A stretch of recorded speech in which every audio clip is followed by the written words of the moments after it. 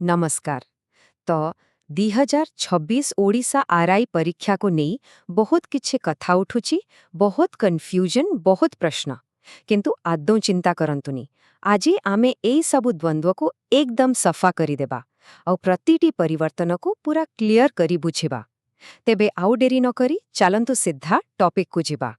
आच्छा सबुठु प्रथमे आसंतु सबुठु बड़ आउ एक्साइटिंग न्यूज रु आरंभ करिबा। पदवी संख्यारे गोटे जबरदस्त वृद्धि होईछि। भाबी देखंतु पूर्वरु जोंटा पाखापाखी 3250 पदवी थिला सेइटा एबे सीधा बढ़िकी 5000 पार करि जाईछि, माने 50% रु भी बेशी।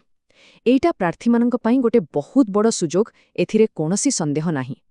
हाँ, तेबे एते गुड़ाए पदवी बढ़िला परे स्वाभाविक कथा समस्तଙ୍କ मनरे गोटे प्रश्न आसीबटा पक्का। आउ सेइटा हेला कौन परीक्षार पूरा सिलेबस ही बदलिगला। एइटा ही तो सबुठो बड़ टेंशनर कारण। आउ जानिछंती आज आमे जिउ आलोचना करूछे तार मूल उद्देश्य हेउछि ठीक एई प्रश्नर गोटे सीधासळख आउ स्पष्ट उत्तर पाइबा। ठीक अछि। तेबे नुआ कौन हेची सेटाकू भल भावे बुझिबा पाई आमकु प्रथमे टिके पछकु जिबाकू पड़िबो। माने पुरुणा परीक्षा पैटर्नटा केमती थिला ताकू टिके देखिनबा। जेतेबेला आमे पुरुणा सिस्टमटाकू जानि जिबा नुआ परिवर्तन गुड़िक आपे आपे पूरा स्पष्ट हेई जिबो। हाँ, तो पुराना सिस्टम रे कौन थिला? दुईटा लिखित परीक्षा थिला। फर्स्ट स्टेजटा थिला प्रिलिमिनारी एग्जाम बा प्रिलिम्स। एथिरे देखंतु गणित, साधारण ज्ञान, इंग्रजी, ओडिया और रीजनिंग एमती 5टा सब्जेक्ट थिला। और प्रति सब्जेक्ट 20टा लेखाई प्रश्न, माने मोट उपरे एटा 100 मार्कर परीक्षा थिला। प्रिलिम्स क्लियर कला परे आसुथिला द्वितीय स्टेज, जाको आमे मुख्य परीक्षा बा मेन्स बोली कहू। एठी किंतु कहानी पूरा अलगा। देखंतु मार्क बंटनटा बदली जाउथिला। एइटा थिला टोटल 180 मार्कर। आउ गोटे बड़ कथा हैला एथिरे कंप्यूटर पाई गोटे अलगा सेक्शन थिला और ताकू 40 मार्क दिया जाइथिला, जहा कि बहुत गुरुत्वपूर्ण थिला। तेबे एइटा तो थिला पुरुणा कथा। वर्तमान आसीबा सबुठारो इम्पोर्टेंट पॉइंट को, नुआ परीक्षा संरचना केमती हबो। आउ एइटा सेई जो पुरुणा 2 स्तरीय सिस्टम थिला ना ताकू पूरा बदलई देइछि, गोटे बहुत सिंपल आउ सरल ढांचा आनिछि। देखंतु नुआ सिस्टम रे आउ 2टा परीक्षा नाही, एबे हेबो केवल गोटिए लिखित परीक्षा। एइटा हेबो मोट 100 मार्कर। किंतु एठी मार्क डिस्ट्रीब्यूशनटा को टिके ध्यान दियंतु। विषय गुड़िकर गुरुत्व बदली जाइछि। जेमिति कि कंप्यूटर आउ ओडिया पाई 15-15 मार्क रखा जाइछि, आउ रीजनिंग पाई मात्र 10 मार्क। आउ एई स्लाइडटा को देखंतु, एटा पूरा कहानी को गोटिए लाइन रे कहि देउछि। बामो पटे पुरुणा व्यवस्था, 2टा लिखित परीक्षा माने प्रिलिम्स आउ मेन्स। आउ डाहाण पटे नुआ व्यवस्था, गोटिए लिखित परीक्षा आउ ता सांगकू गोटिए प्रैक्टिकल टेस्ट। एटा ही होछि सबुठारु बड़ आउ मौलिक परिवर्तन। तेबे लिखित परीक्षा परे कोन? तापरे आसीबो द्वितीय पर्याय, जहा कि हेउछि प्रैक्टिकल स्किल टेस्ट। एइटा गोटे घंटार परीक्षा हेबो आउ एथिरे 50 मार्क रहिबो। एथिरे मुख्यतः कैंडिडेट मानकर जो बेसिक कंप्यूटर स्किल अछि, जेमिति कि वर्ड, एक्सेल, ए सबुकू टेस्ट करा जिवो।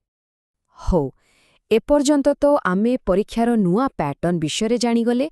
परीक्षार पद्धति पूरा बदली जाइछि, एकथा स्पष्ट। किंतु सेई जो आमर मूल प्रश्नटा थिला तार कौन हैला? सिलेबसर कौन हैला? सत्तरे कौन सिलेबस भी बदलिछि? एइटा होछि सेई प्रश्न जाहार उत्तर समस्ते अपेक्षा करूछंती। आउ उत्तरटा हैला एइठी पूरा स्पष्ट भाबरे। देखंतु पद्धति बा पैटर्न परिवर्तित किंतु सिलेबस अपरिवर्तित। एई कथाटाकू भल भाबरे मने रखिबाकू हेबो। परीक्षार ढांचा आउ मार्क बंटन बदलिछि, हेले जहा पढ़िबाकू थिला से विषयवस्तु बा सिलेबस रे कोनोसी परिवर्तन होई नाही। एहा संपूर्ण सेमिति ही अछि। एई कथाटाकू आहुरी सरल भाबरे बुझिबाकू चेष्टा करंतु। जो सब टॉपिक आगुरु पढ़ा जाउथला वर्तमान भी ठीक सेही टॉपिक गुड़िको ही पढ़िबाकू पढ़िबो। फरक केवल एटिकी जे क्यों विषयरु केते मार्कर प्रश्न आसीबो सेही हिसाबटा बदलिछि, बस आउ किछि नोहे। जदि विश्वास हेउनी तेबे चलंतु किछि उदाहरण देखिबा। जेमिति कि गणित। एथिरे देखंतु संख्या प्रणाली, गसागु ओ लसागु, समय ओ कार्य, लाभ ओ क्षति। ए सबु टॉपिक आगुरु जेमिति थिला एबे भी ठीक सेमिति ही अछि। एहार माने पूरा स्पष्ट। प्रस्तुति पाई कोनोसी नुआ विषय खोजिबारा आवश्यकता नाही। ठीक सेही भली इंग्राजी रे भी देखंतु parts of speech, adjectives, adverbs, question tags, ए सबु जो मौलिक विषय अछि से सबु पूरा अपरिवर्तित रहिछि। ଏଥିରୁ ଏକଥା ପୂରା କ୍ଲିଅର ହୋଇଯାଉଛି ଯେ ପୂର୍ବ ବର୍ଷଗୁଡ଼ିକର ଯୋଉ ପାଠ୍ୟକ୍ରମ ଥିଲା ତାକୁ ହିଁ ଫୋକସ୍ କରିବାକୁ ପଡ଼ିବ। ତେବେ ଏବେ ପୂରା ଚିତ୍ରଟା ସଫା ହୋଇଗଲା, ପ୍ୟାଟର୍ନ ହେଉଛି ନୂଆ କିନ୍ତୁ ସିଲାବସ୍ ପୁରୁଣା।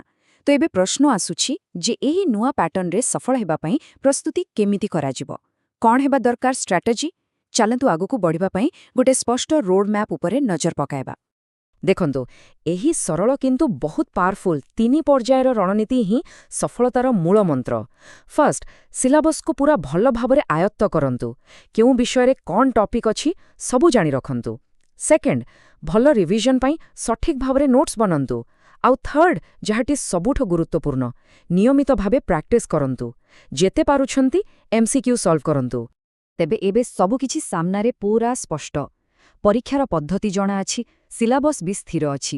ଏବେ ପ୍ରଶ୍ନ ହେଉଛି, ଏହି ସ୍ପଷ୍ଟତାକୁ ବ୍ୟବହାର କରି ପ୍ରସ୍ତୁତିକୁ କିପରି ସଫଳ କରାଯାଇପାରିବ? ମନେ ରଖିବାକୁ ହେବ, ସଫଳତା କେବଳ କଠିନ ପରିଶ୍ରମ ଆଉ ଗୋଟେ ସଠିକ୍ ରଣନୀତି ଉପରେ ହିଁ ନିର୍ଭର କରେ।